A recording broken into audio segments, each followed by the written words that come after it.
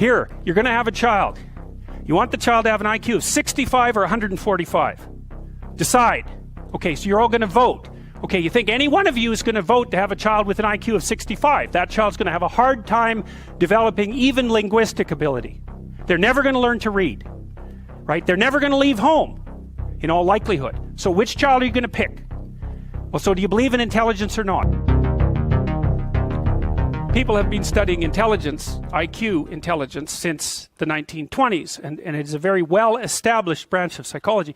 One of the things I have to tell you about IQ research is that if you don't buy IQ research, you might as well throw away all the rest of psychology. And the reason for that is that the psychologists, first of all, who developed intelligence testing were among the early psychologists who instantiated the statistical techniques that all psychologists use to verify and test all of their hypotheses. So you end up throwing the baby out with the bathwater.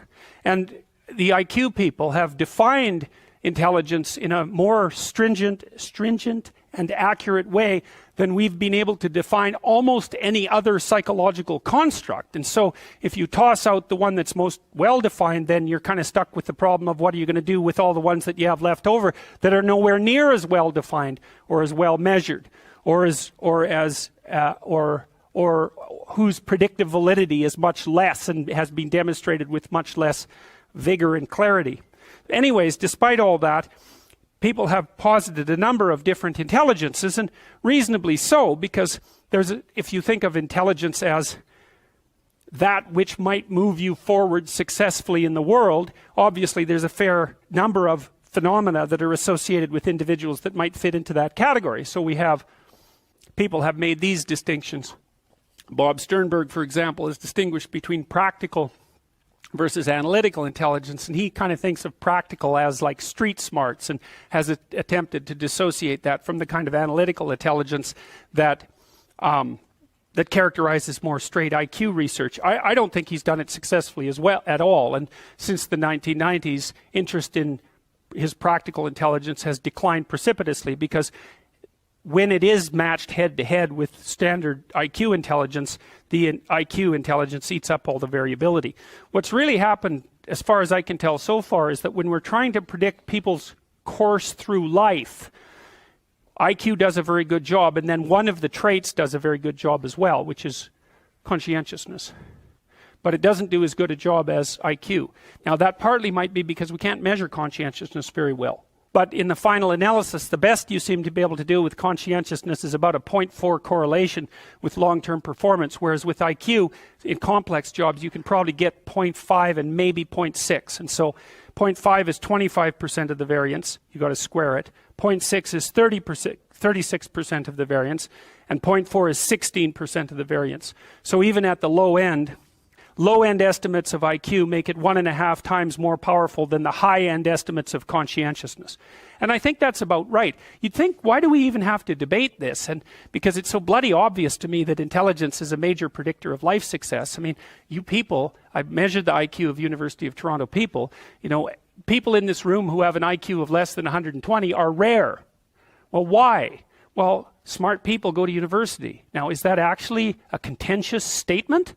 Well, it shouldn't be a contentious statement. It's self-evident. Universities were actually set up so that smart people could expand their abilities. That's why they were there. And you're selected on the basis of assessments that are essentially there to assess something like intelligence. Anyways, here's some of the examples of other forms of intelligence. And so then the question is, well, what does it mean to have a different form of intelligence? Would Form A and Form B be completely uncorrelated? Like extroversion, say, and neuroticism, or would they be slightly correlated, or would they be highly correlated? And then you might ask, well, how highly correlated do they have to be before they're the same thing? Or how uncorrelated do they have to be before they're different things? And actually the answer to that comes down to something like practical utility. It's like, imagine I'm trying to figure out how well you'll do in university. And I measure one thing, and it's correlated at 0.7 with another thing I measure about you. Then I might say, well, are those two things the same or different? They're pretty highly correlated. You're high in one, it means you're going to be high in the other. Well, so is there any utility in measuring both things? And the way you figure that out, actually, is you do it statistically. So we take the target, which might be your performance across university, and then we say, well, can we predict your performance across university better by using one variable or two variables? So we would enter them both into a regression equation. All a regression equation does, it's quite simple. So you're trying to predict the target, and the regression equation tells you how well you can predict that target if you know another fact. Now then it gets a little complicated because that's a correlation. How well you can predict B with A.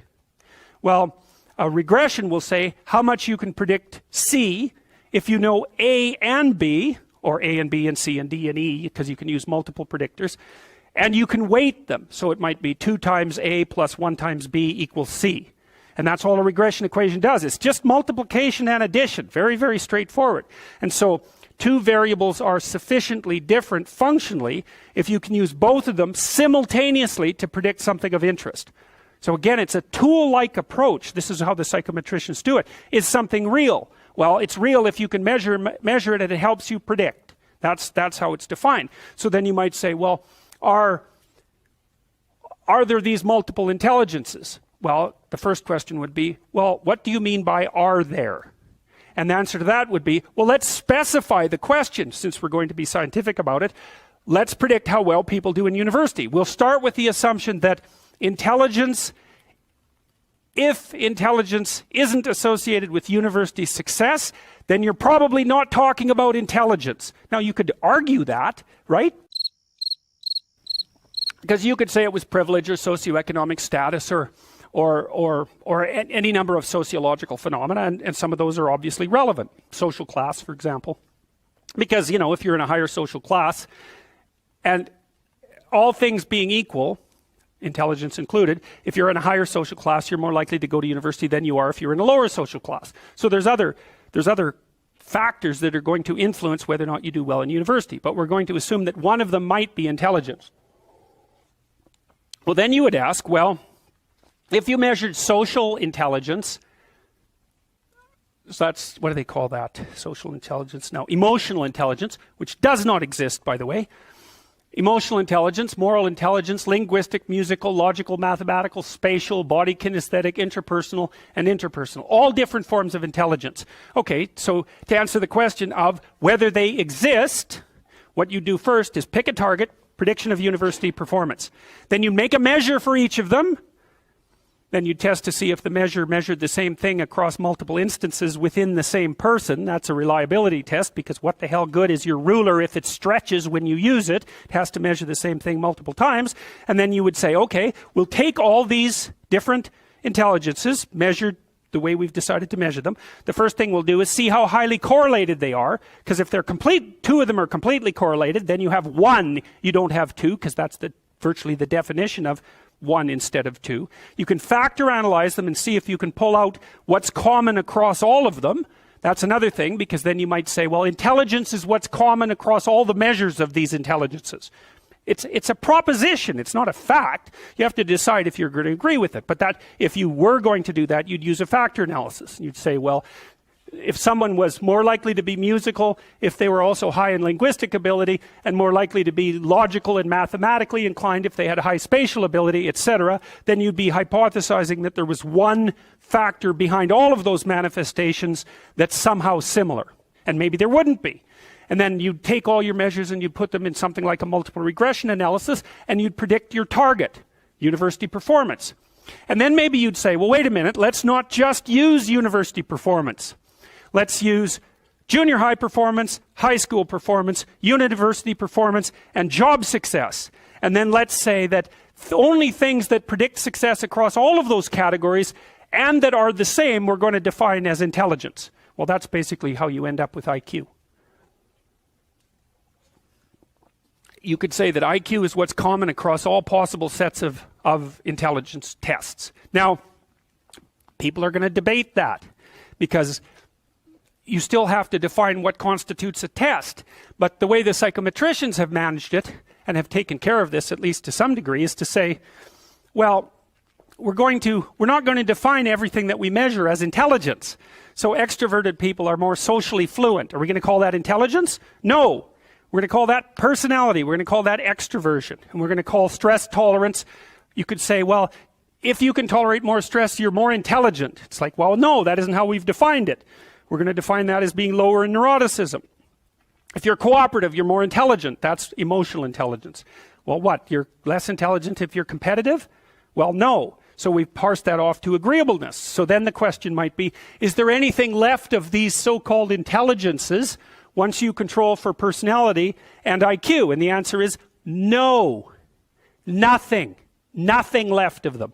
And the people who keep pushing these ideas keep trying to push them because they don't like the idea of real individual differences. And to me, that's just a matter of sticking your damn head in the sand, because it's obvious. Here, you're going to have a child. You want the child to have an IQ of 65 or 145. Decide. Okay, so you're all going to vote. Okay, you think any one of you is going to vote to have a child with an IQ of 65. That child's going to have a hard time developing even linguistic ability. They're never going to learn to read, right? They're never going to leave home, in all likelihood. So which child are you going to pick? Well, so do you believe in intelligence or not? Well, obviously, if you have any sense.